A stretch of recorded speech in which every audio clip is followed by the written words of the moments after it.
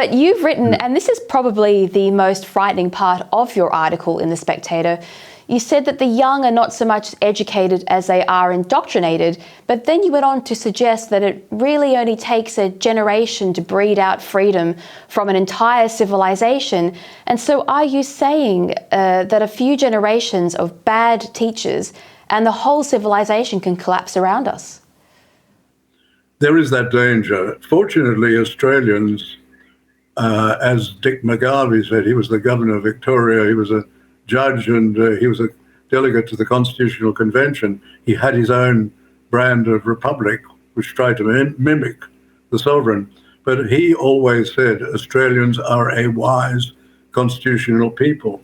And I think we'll find in this referendum, for example, although Australians can be subjected to confidence tricks by the politicians, they do have their limits, and I think they will rally on this occasion. But unfortunately, as I say, we have this situation where the young, and they cannot be blamed for this, the young have been submitted to years of indoctrination, and only strong young people like yourself, like your producer, Charlie, they're strong young people who can stand out against this. When I was at the university, it was the other way round.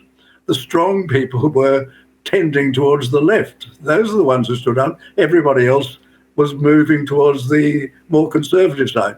And in those days, the Labour Party was a conservative party, particularly, for example, the New South Wales Labour Party, which could well have been called the Catholic Labour Party, because almost everybody was a Catholic. And the most significant person, for example, when I was a youngster, the most significant person dominating Labour thought in New South Wales was the Cardinal Archbishop of Sydney, who was also a knight, Sir Norman Gilroy, but he was the powerful influence on the Labour Party. It's a very different world. Gee, the Labour Party have buried that pretty fast. The Labour Party has forgotten all about that history. They've buried that, they've forgotten.